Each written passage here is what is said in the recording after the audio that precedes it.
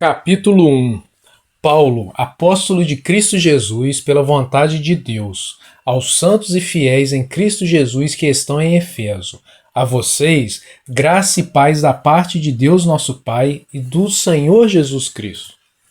Bendito seja o Deus e Pai de nosso Senhor Jesus Cristo, que nos abençoou com todas as bênçãos espirituais nas regiões celestiais em Cristo, porque Deus nos escolheu nele antes da criação do mundo, para sermos santos e irrepreensíveis em sua presença.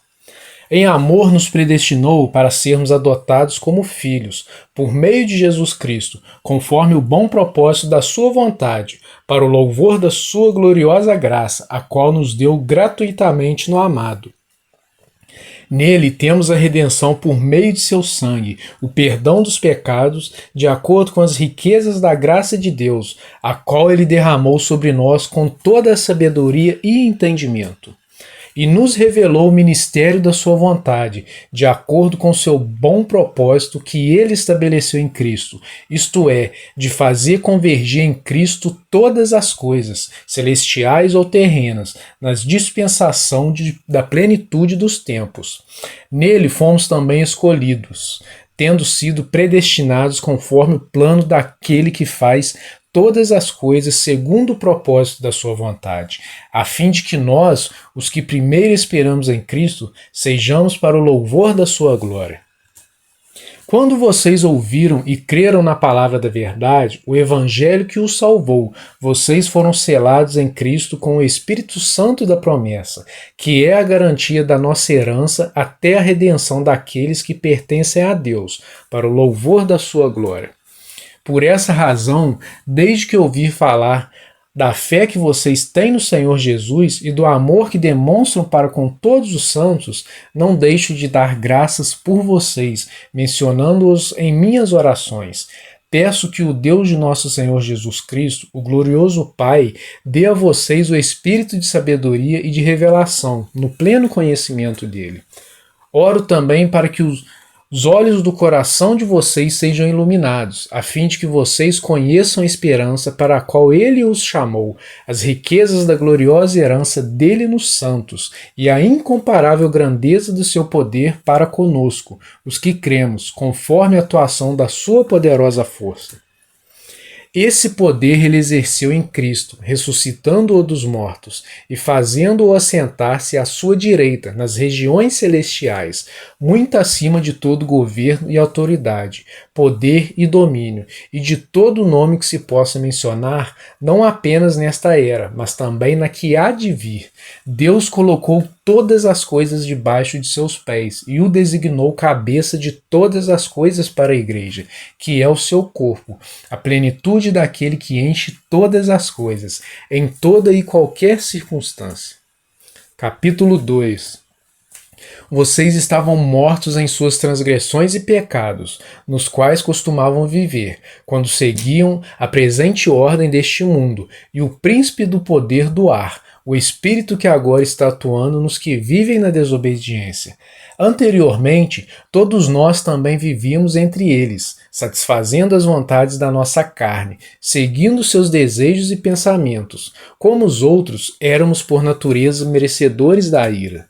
Todavia, Deus, que é rico em misericórdia, pelo grande amor com que nos amou, deu-nos vida com Cristo, quando ainda estávamos mortos em transgressões. Pela graça vocês são salvos. Deus nos ressuscitou com Cristo e com ele nos fez assentar nas regiões celestiais em Cristo Jesus, para mostrar nas eras que hão de vir a incomparável riqueza de sua graça, demonstrada em sua bondade para conosco em Cristo Jesus. Pois vocês são salvos pela graça, por meio da fé, e isto não vem de vocês, é dom de Deus, não por obras, para que ninguém se glorie, porque somos criação de Deus realizada em Cristo Jesus, para fazermos boas obras, as quais Deus preparou antes para nós as praticarmos.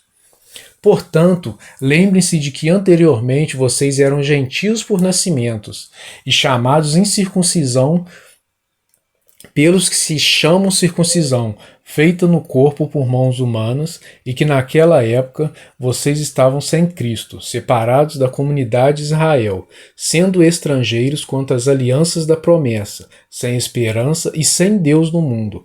Mas agora, em Cristo Jesus, vocês que antes estavam longe, foram aproximados mediante o sangue de Cristo.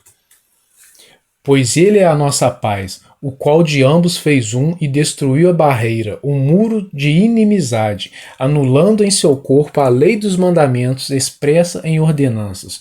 O objetivo dele era criar em si mesmo, dos dois, um novo homem, fazendo a paz, e reconciliar com Deus os dois em um corpo, por meio da cruz, pela qual ele destruiu a inimizade. Ele veio e anunciou a paz a vocês que estavam longe, e a paz ao que estavam perto, pois por meio dele, tanto nós como vocês temos acesso ao Pai, por um só Espírito. Portanto, vocês já não são estrangeiros nem forasteiros, mas concidadãos dos santos e membros da família de Deus, edificados sobre o fundamento dos apóstolos e dos profetas, tendo Jesus Cristo como pedra angular, no qual todo o edifício é ajustado e cresce para tornar-se um santuário santo no Senhor.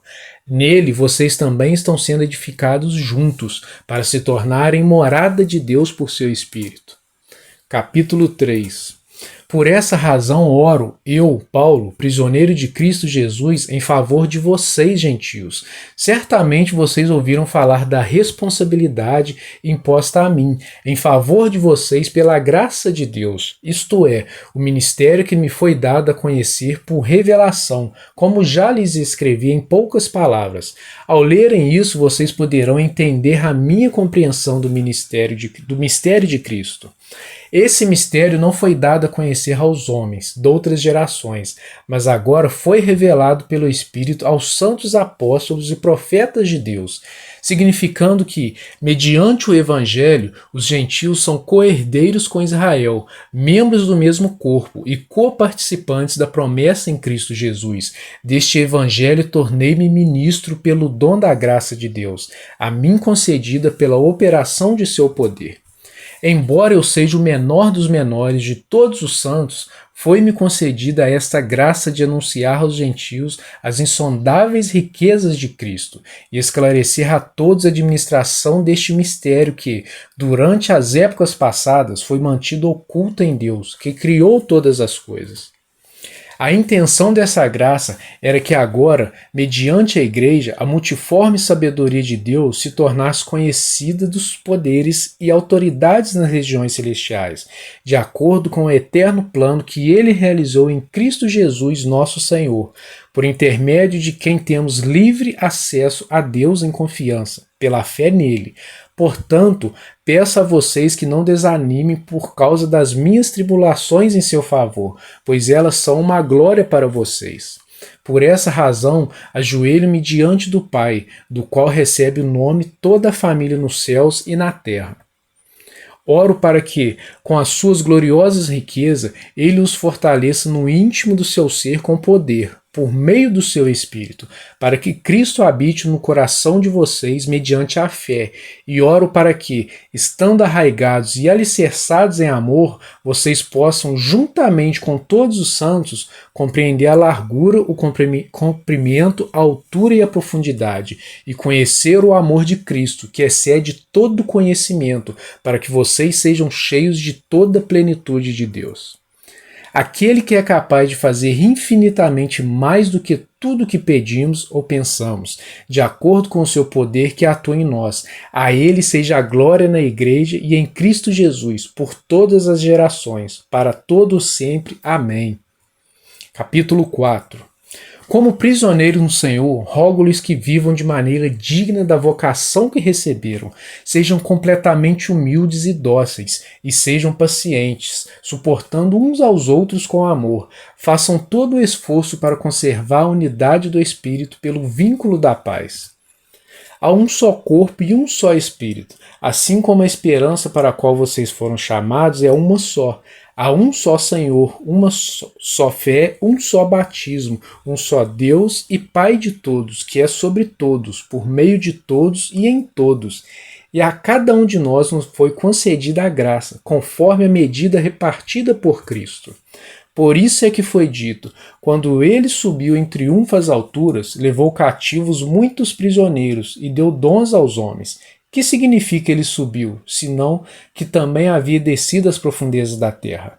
Aquele que desceu é o mesmo que subiu acima de todos os céus, a fim de encher todas as coisas.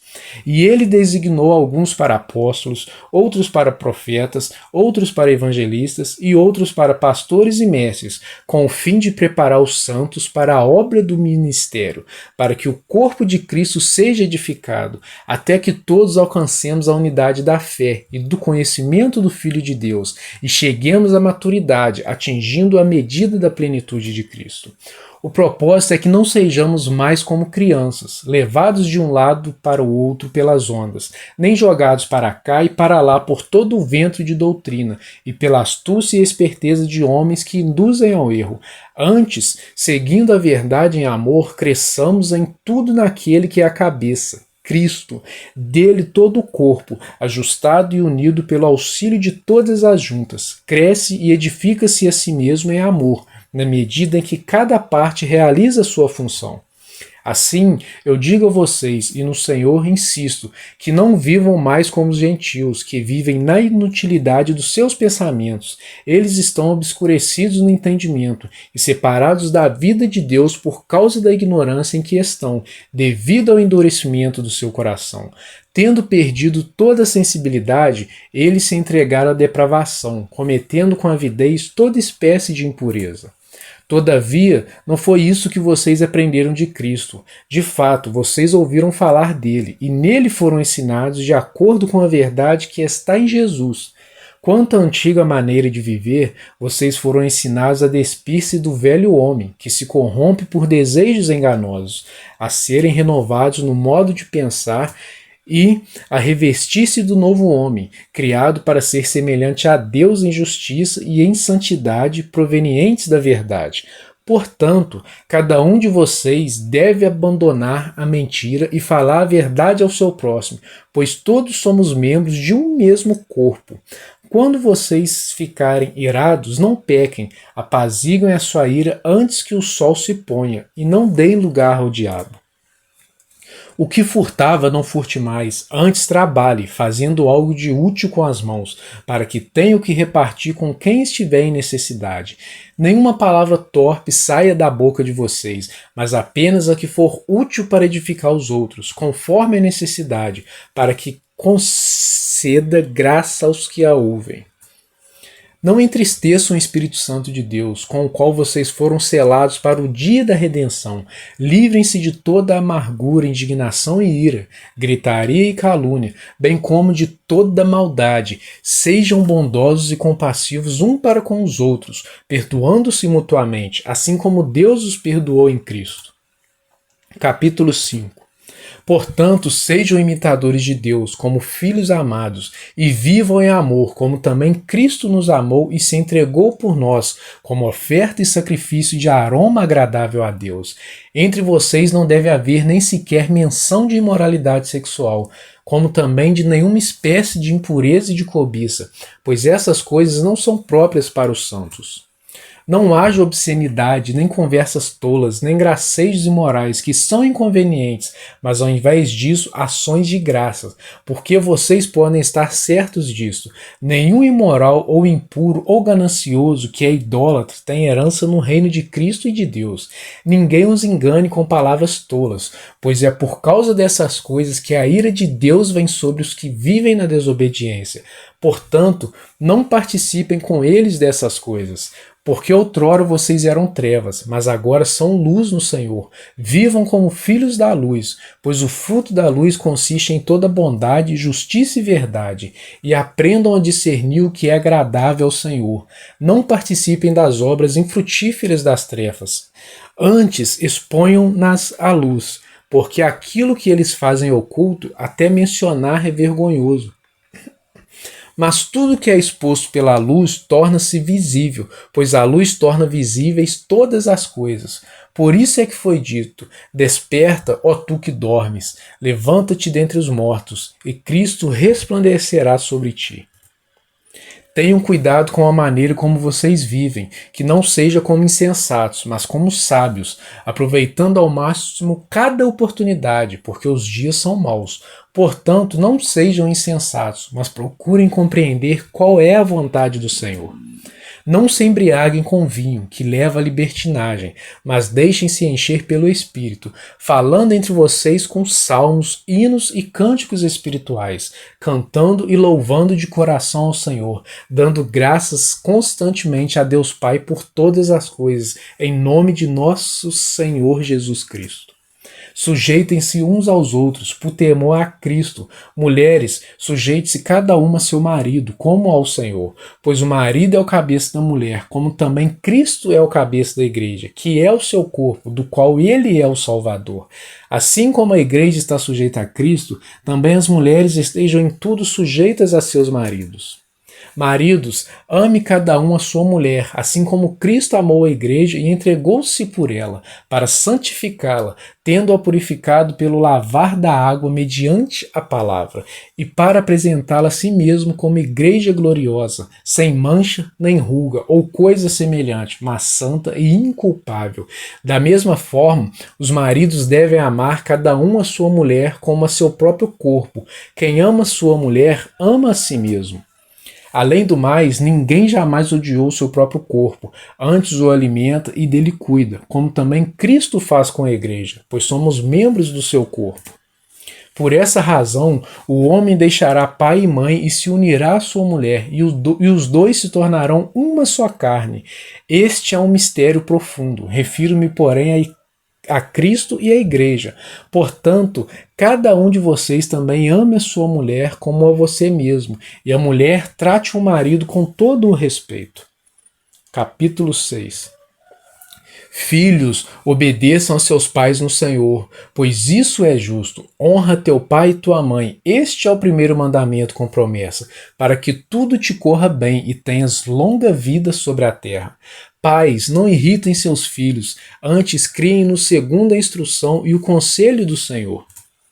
Escravos, obedeçam a seus senhores terrenos com respeito e temor, com sinceridade de coração, como a Cristo. Obedeçam-lhes, não apenas para agradá-los quando eles os observam, mas como escravos de Cristo, fazendo de coração a vontade de Deus. Sirvam os seus senhores de boa vontade, como servindo ao Senhor, e não aos homens, porque vocês sabem que o Senhor recompensará cada um pelo bem que praticar, seja escravo, seja livre. Vocês, senhores, tratem seus escravos da mesma forma, não os ameacem, uma vez que vocês sabem que o Senhor deles e de vocês está nos céus, e ele não faz diferença entre as pessoas. Finalmente, fortaleçam-se no Senhor e no seu forte poder, vistam toda a armadura de Deus para poderem ficar firmes contra as ciladas do diabo, pois a nossa luta não é contra seres humanos, mas contra os poderes e autoridades, contra os dominadores deste mundo de trevas, contra as forças espirituais do mal nas regiões celestiais. Por isso, vistam toda a armadura de Deus para que possam resistir no dia mau e permanecer inabaláveis depois de terem feito tudo. Assim, mantenham-se firmes, cingindo-se com o cinto da verdade, vestindo a couraça da justiça e tendo os pés calçados com a prontidão do evangelho da paz. Além disso, usem o escudo da fé, com o qual vocês poderão apagar todas as setas inflamadas do maligno. Usem o capacete da salvação e a espada do Espírito, que é a palavra de Deus. Orem no Espírito em todas as ocasiões, com toda oração e súplica. Tendo isso em mente, estejam atentos e perseverem na oração por todos os santos. Orem também por mim, para que quando eu falar, seja-me dada a mensagem, a fim de que, destemidamente, torne conhecido o mistério do Evangelho, pelo qual sou embaixador preso em correntes. Orem para que, permanecendo nele, eu fale com coragem, como me cumpre fazer. Tíquico, o irmão amado e fiel servo do Senhor, informará tudo a vocês, para que também saiba qual é a minha situação e o que estou fazendo. Enviei-o a vocês por essa mesma razão, para que saibam como estamos e para que ele os encoraje. Paz seja com os irmãos e amor com fé da parte de Deus Pai e do Senhor Jesus Cristo. A graça seja com todos os que amam a nosso Senhor Jesus Cristo com amor incorruptível.